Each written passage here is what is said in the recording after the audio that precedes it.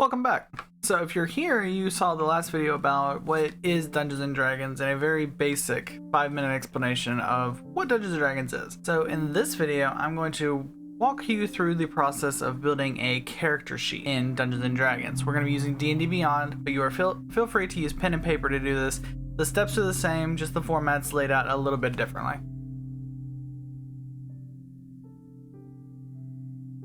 Okay. So over here, we're on D&D Beyond, and we are going to make our first character. Doesn't he look so happy to be playing Dungeons and Dragons? Clicking these things on, normally you would see something like this when you first pop up your character. It'll give you the Magic the Gathering content, the Eberron content already, plus the standard D&D content. For my players, I tell them put Critical Role content, playtest content, and homebrew on because I like to give homebrew items, plus Critical Role and the playtest content is new and I like to implement it into my games for playtesting purposes. You're also going to do your optional class features and your customize your origin. When you're building your character sheet with your DM the first time, see what books they have and see what your options are. If nobody has access to the source material, unfortunately in that world you're not going to be able to use it unless you can provide proof that it actually is what it is. You just knowing that the class works isn't valid. You need some kind of proof. Dungeons and Dragons is based on rules. Yes, it's based on imagination and patience, but there are rules and we do need to follow them. Going down here, these are completely optional depending on your game. I always do milestone, and depending on the game, we either have fixed or manual hit points. Feats, multi-class requirements, all that, everything down here, completely optional. The next thing we're gonna pick, D&D Beyond is curious about this. It says pick your race, pick your class, and then your ability scores. Me personally, I want you to roll your ability scores first. You have 3 ways to take your ability scores. You have standard array, you have an 8, a 10, a 12, 13, 14, and a 15 to put into your 6 skill slots. The way the skill stats work here is every 2 numbers is a 1 to your ability score. So a 0 is a -5, a 2 is a -4, a 4 is a -3, a 6 is a -2, an 8 is a -1, and a 10 is a 0, as well as a 12 being a +1, 14 being +2, 16 being +3, 18 being +4, and a 20, which is the max number you can get, is a +5. So with standard array, you get relatively average scores with 1 really bad score. Point buy, you have 27 total points that you can add to a total of 8 skills. So you can go up to a +15, which costs 9 points. Adding 1 point, adding 2, 3, 4, 5. Once you get past that, you have to use 2 points for every point after 13, or up to a max of 9 points on a single skill. You can go to a max of 15 on any skill with point buy. The way I use and prefer in Dungeons and Dragons is the 4d6, drop the lowest roll. So here, and you'll see the dice roll on the table. So we got a 6, a 5, a 4, and a 2 for a 15. That's one of our numbers. That's really good, actually. And you're gonna roll this 6 times. This is already better than the point buy and the standard array. So these are your skills for your character. We will assign them later, but you want to get these numbers on paper, ready to go first thing. So let's pick our race. This is a first character, so we're going to pick something fairly simple. As you can see, even with the homebrew on, there are a lot of class options. Or race options, a lot. We'll have individual videos going through almost every single race, and it's gonna be a lot of videos, so bear with me, they will be coming in time.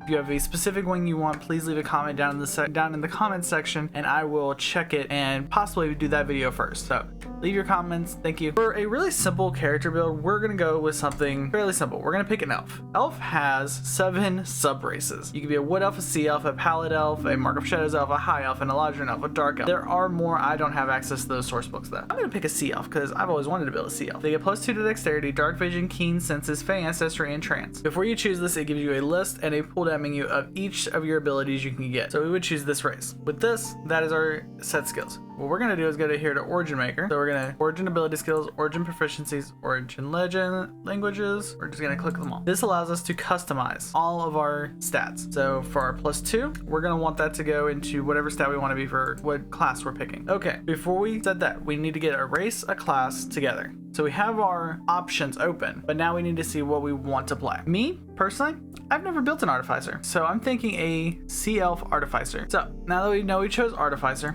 Artificers, they are intelligence based. So with that being said, we're gonna go to race. We're gonna make intelligence our main stat. We are gonna be a smart Sea Elf. Proficient, we need to be proficient in things that are gonna help us. Arcana, that would be very beneficial. Origin languages, common, always one of them, just so that you can speak it. We're also gonna speak Elvish because we are Elvish and take that +1 to that dexterity, because we're not going to be wearing heavy armor, but we are going to be wearing armor, and dexterity will be simple weapons, simple tools. We're going to take Alchemist Supply and a simple weapon because we are a Sea Elf. We're going to take Trident. This is just for flavor. It's not a simple tool. Oh yeah. Okay, very well. We're going to take Water Vehicles as our simple weapon. Now we can take Trident and Hand Crossbow. So we're, as a Sea Elf, you specifically through your training have gained proficiency in the Alchemist Supply, Water Vehicles, a Trident, and a Crossbow. Starting to sound like a little bit of a pirate, and I'm loving it. You also get one more language, which we're gonna go ahead and take Sylvan, which is the language of the Fae, just for flavor. All right, class. Artificers get proficiencies as well. They can have proficiencies in Thieves Tools, Tinker Tools, and any other artisan tool. Their saving throws are Constitution and Intelligence, and they choose from 2 Arcana, History, Investigation, Medicine, Nature, Perception, or Sleight of Hand. We already took Arcana, so technically we're getting 3 out of this. We're Aquean based, so Nature. We want to be able to see things in the sea. You chose Alchemist Supplies as your base ability, so Medicine. Now you're able to use a Medicine kit as well as an Alchemist kit. Maybe you can make potions later on. That's a thing. So Artisan Tools, what are we going to need to be what we are? Well, we chose Alchemist Supplies. We have a Medicine kit now. Why not take a Brewer Supply and be a Potions Master? That sounds cool. But wait, don't we have subclasses? Aren't subclasses a thing? Yes, they are. So we're gonna just bump ourselves up to level 3 because we'll say we're starting at a higher level. So Magical Infusion. First, we're gonna take our Artificer specialty. So we have the Alchemist, the Armor, the Artillerist, and the Battlesmith. We've already stated that we want to be an alchemist. So we got tool proficiency with another artisan tool. We already got the alchemist kit. We have the brewer's kit already. What else could we need if we were being an alchemist? Well, if it were me personally, I would want the glass blower's tools. So now I can make my own glass vials that I can put poisons in, that I can put potions in. And now I don't have to buy these supplies. I can make them myself. I'm a sufficient artificer. Artificers are broken. Let's just talk about that for a sec. So we're artificers. We chose the glass blower's tool as our next proficiency. All right, now let's get back to our Artificer Infusions, which we get at 2nd level. These essentially are things you can add to your magical items that you focus on. These are spells you are putting into your magic items that make you what you are. So artificers, if you have magical weapons, that's great. If you don't, well, guess what? You can make them yourself. So what you're gonna do is you're gonna take, let's say, Homunculus Servant. This allows you to create a Homunculus Servant to do things for you. Essentially, you can take a small object and create it. Something similar to making a small robot servant who does things for you. So Homunculus Servant, that's the first one we're gonna do. He's gonna help you in your potions lab. Enhanced Arcane Focus. Whatever tool you are using to cast your spells, you now have a +1 to those spell attack rolls. In addition, you get to ignore half cover when making spell attacks. That's great, actually. That's really good. You know what? Replicate magical item. Now you can create a magical item that you possess. So with this, you get to pick a magical item. So for this, let's say, which one sounds cool? They all sound cool. Let's go ahead with Breathing Bubble. You being an Aquean and being an elf from under the sea, you know you could breathe underwater, but your friends can't. What if you're at a high seas adventure? Being able to recreate that breathing bubble using certain supplies that you can pick up in town would be absolutely clutch for your party. So now you can create magical breathing bubbles for your party to use. You get one more ability. So for this, I would say Returning Weapon. You can grant your magic weapon or your trident a +1 to attack and damage rolls, and it returns to your hand immediately after it is used to make a ranged attack. You can now throw your trident, and like Aquaman, it returns back to you. It is actually really good. Those are your Artificer Infusions for just 2nd level. You get special abilities. Since you're an alchemist, you get the experimental elixirs. You would spend your time creating a elixir, and you roll on the table which one you actually make. You can already make flight at 3rd level. Wow, okay, that artificers are strong. But now that we've gotten that out of the way, there is also optional features. There's not. Actually, that is correct, because the Artificers came out in Tasha's as well. They've already balanced it with the most optional features that you can get. You would get to pick your spells. As an alchemist, you have Healing Word and Ray of Sickness already prepared at 3rd level. You get to prepare 2 cantrips and 1 spell, which actually now is a good point to assign your skills. That's 16, which is your highest. We want to put in your intelligence modifier. That's your highest one. Next, like I said, you're not going to be wearing really heavy armor. You're going to be wearing more like leathers. So with leather armor, you're going to want high dexterity. So we're going to put that 15 in your dexterity score. Constitution is the next one. That's your hit points. You're a healer. You want to stay alive.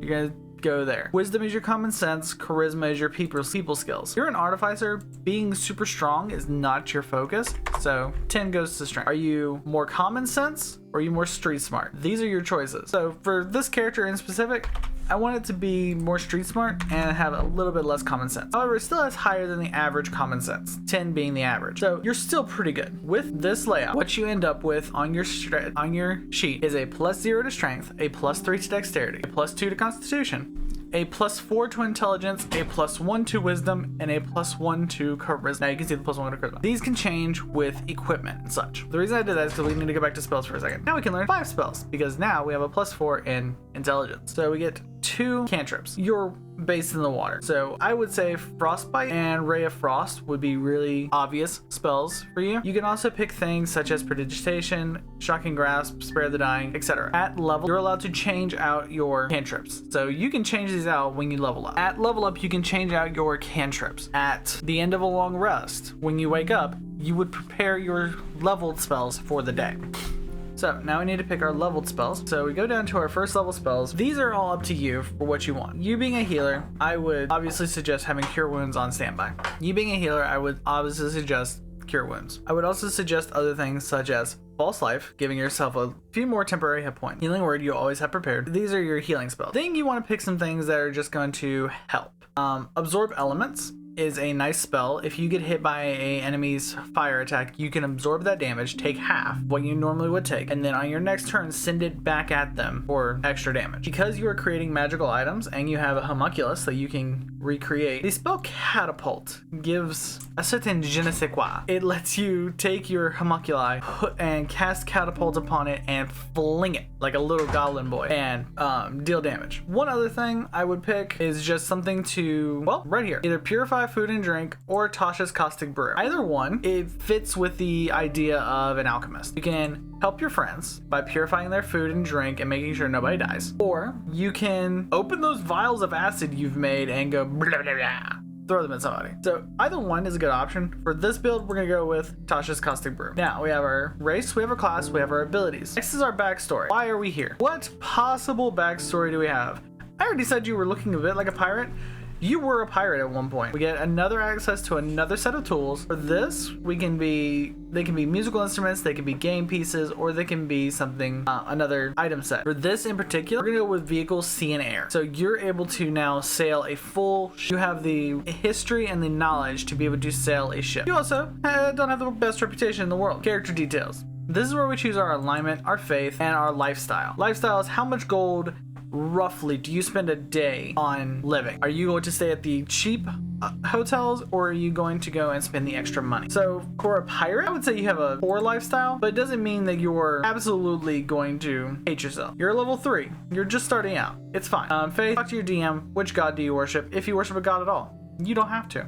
This is D&D. Your alignment is fuzzy. Alignment is a good starting point. Do you want to be obeying the law, or do you want to live more devil may care? Do you want to do you want to be the better man, or do you want to cause absolute chaos? These are the choices you can make. For this character, being a healer but also a pirate, say he's like a ship's doctor, like he's like Chopper. We'll say he's like Chopper. Chopper is lawful good. Chopper doesn't want to break the law, but he joined up with pirates. So Chopper's a good boy, but he doesn't want to be a bad boy. But he also knows that his friends will protect him, and no matter what he does, he will never be the bad guy, and we love him so much. For that, Chopper is neutral good. Physical characteristics, this is all up to you. How does your character look? Do they identify as a male? Do they identify as a female? Do they identify as they, them? That is your choice. Hair color, skin color, eye color, height, weight, age. All of this is variable. Talk to your DM, see what fits best within the lore of the world. Personal characteristics. These are the characteristics that you can choose from up here. Your personality trait, you will choose 2, are things that people say about you, or you say about yourself, that define how your character's actions. Such things are, my friends know they can rely on me. To me, a tavern brawl is a nice way to get into a new city. I never pass up a friendly wager. These are just things that are little quirks that say, yeah, I'm this guy. So for this, I would say, never pass up a friendly wager. And since you are neutral good, you enjoy sailing to new ports and making new friends over a flag and a veil. these would be your 2 personality traits right now. Your ideals, these are the things that guide you. These could be religious convictions. These could be just moral compass points that say, if this is happening, I'm okay with this. Since we chose neutral good, respect is a good one, as well as people. So the things they keep a ship together is mutual respect between captain and crew, and I'm committed to my crewmates, not my ideals. Either one of those would fit your character right now. Bonds. These are the things that tie you to the party. What makes you you? What bonds you together with your party? I'm loyal to my captain first. The ship is most important. I always remember my first ship. In a harbor town, I have a paramour whose eyes nearly stole me from the sea. I was cheated out of my fair share of the profit and I want to get my due. These are the things that are the reason you're adventuring. So for this one, I'll just say I remember my first ship and you want to get back to that heyday of having this beautiful ship. Your flaw. This is the thing that, despite everything else, is your fatal flaw. It is the one thing the bad guys, if they find out, can use this against you. So once I start drinking, it's hard for me to stop. Once someone questions my courage, I never back down, no matter how dangerous the situation. These are things a dungeon master specifically will pull on to antagonize you and to build your character's growth. Overcoming your flaw can be one of the most gratifying character experiences you can ever have. So for this one, I'm gonna say once someone questions my courage, because that just sounds interesting. Imagine you get challenged by a dragon saying you're not brave enough to brew this very complicated poison, and he challenges you and you're just like, fuck, and you have to do it.